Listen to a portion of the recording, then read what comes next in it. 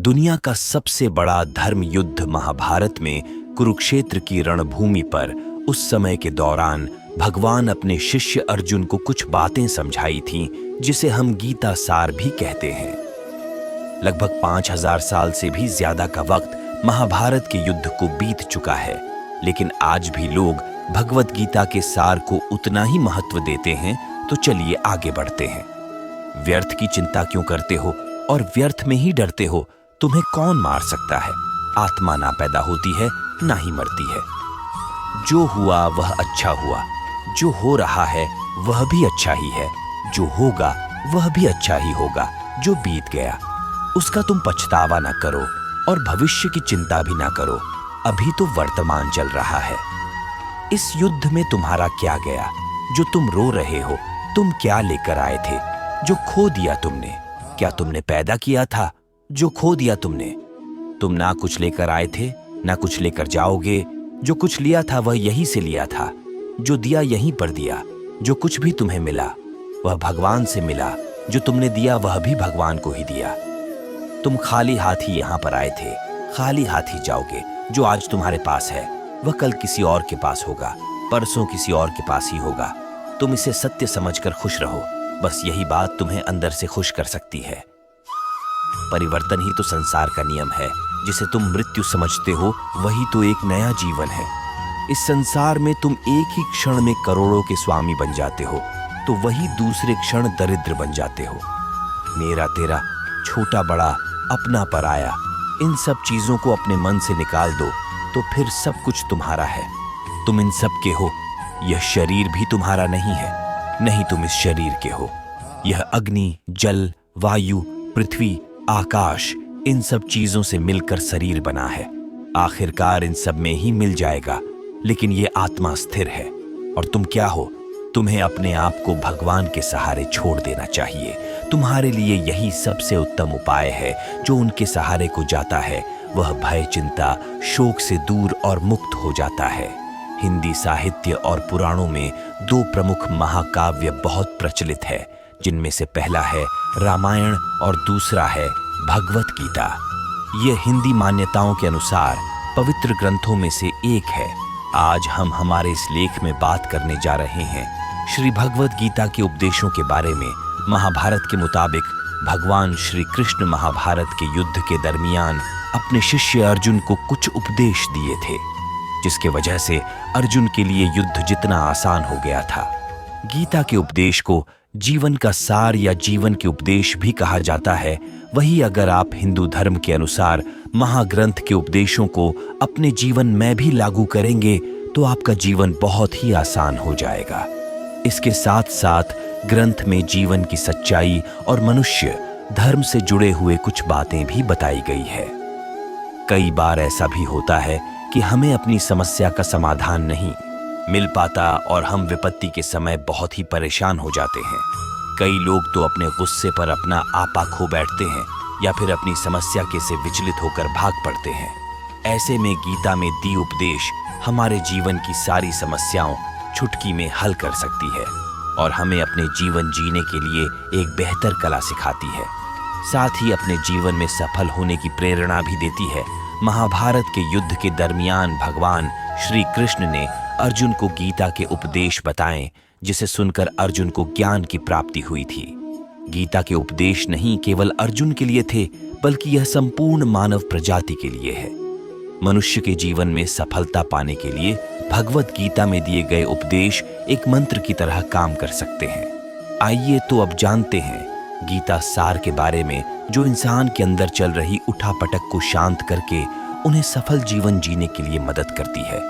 मानव शरीर अस्थाई और आत्मा स्थायी है। भगवत गीता के एक श्लोक में भगवान श्री कृष्ण ने मानव शरीर की तुलना एक कपड़े के टुकड़े से की है। मतलब मनुष्य शरीर एक ऐसा कपड़ा है जिसे आत्मा अपने हर जन्म में बदलती रहती है। इसका मतलब मनुष्य का शरीर आत्मा के लिए एक अस्थाई वस्त्र की तरह है, जिसे उसे अपने हर जन्म में बदलना पड़ता है। गीता का यह उपदेश हमें यह सिखाता है कि हमें मनुष्य के आत्मा से प्यार करना चाहिए। उनकी पहचान उनके आत्मा से करनी चाहिए। हमें मनुष्य के शरीर से आकर्षित नहीं होना चाहिए।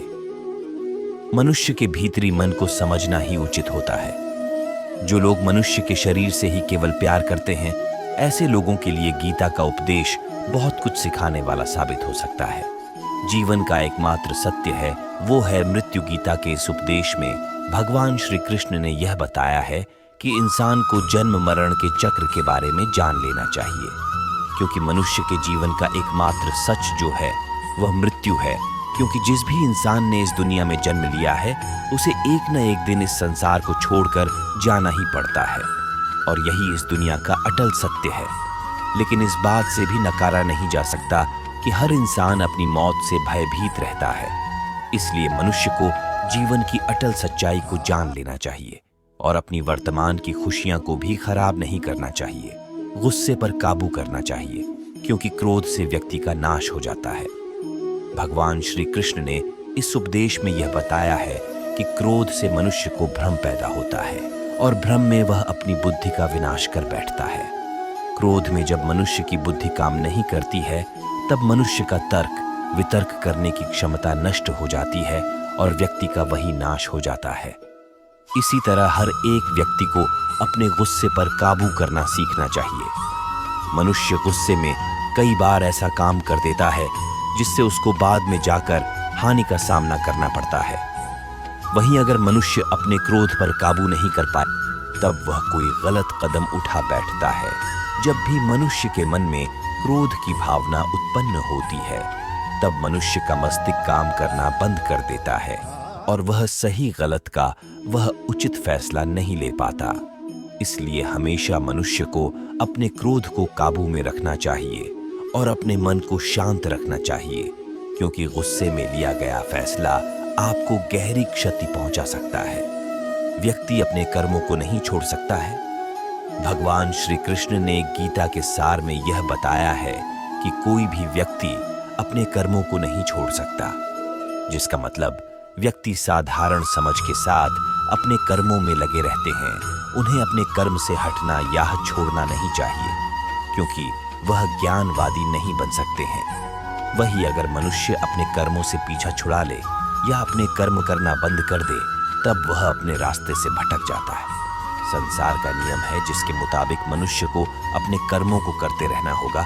जो व्यक्ति अपने कर्मों से बचना चाहता है या वह अपने कर्म को करना बंद कर देता है, ऐसी परिस्थिति में वह मनुष्य मन ही मन में डूबता जाता है।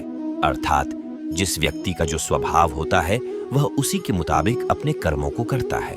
मनुष्य को देखने का नजरिया, गीता के सार में मनुष्य के देखने के नजरिए के बारे में भी कुछ बातें बताई गई है।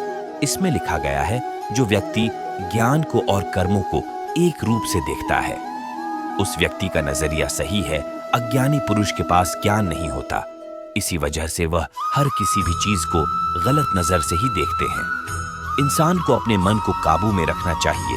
गीता के सार में ऐसे मनुष्य के बारे में भी बताया गया है जो मनुष्य अपने को मन को काबू में नहीं रख पाते।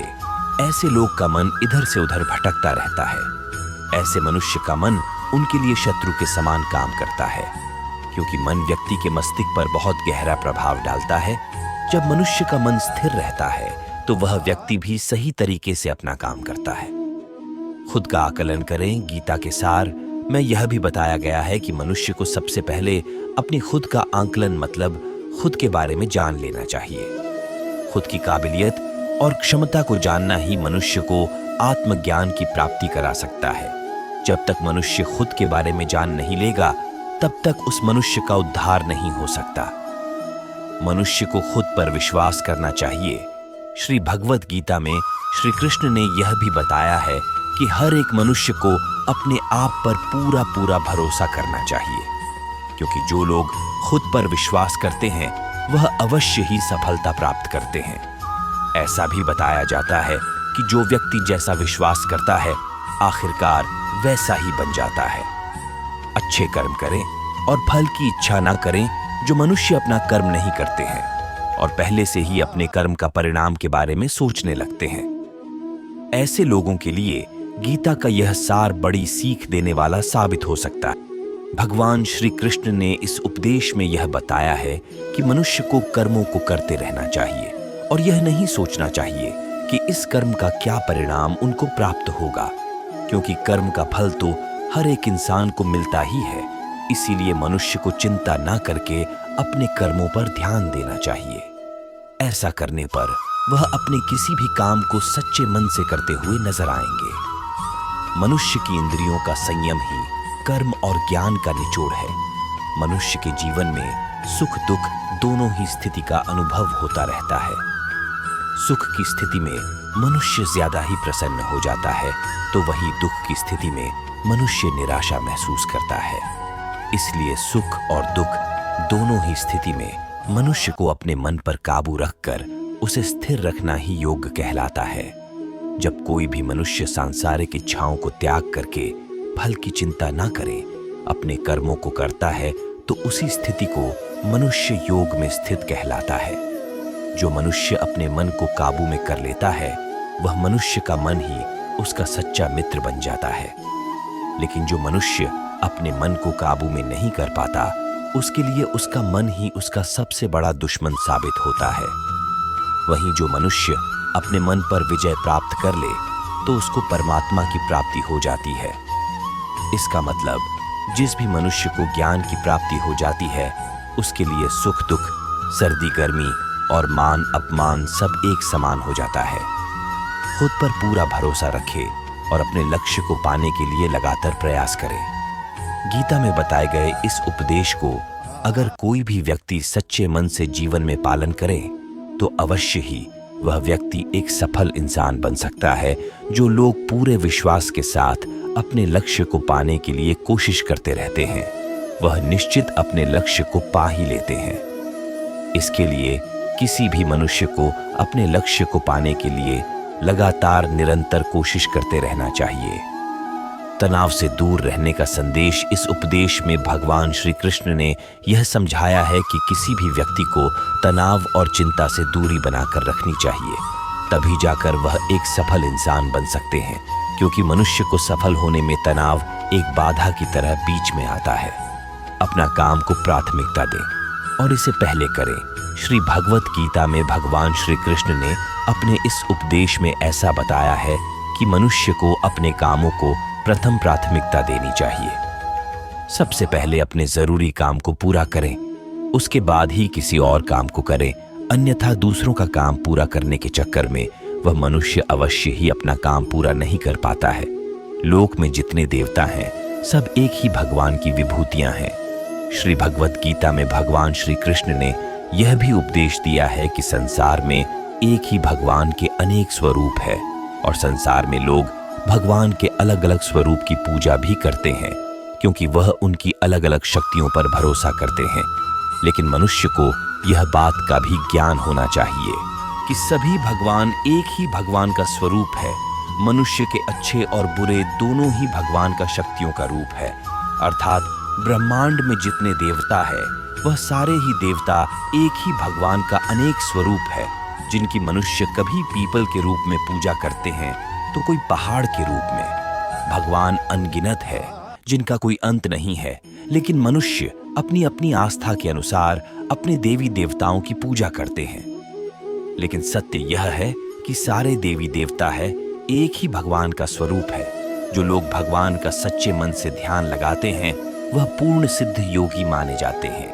भगवत गीता सार में भगवान श्री कृष्ण ने ऐसा भी कुछ बताया है कि मनुष्य अगर सच्चे मन से भगवान की पूजा आराधना करते हैं, अपना पूरा ध्यान सच्चे मन से भगवान की ओर लगाते हैं, तो उन लोगों को अवश्य ही सिद्धि की प्राप्ति होती है।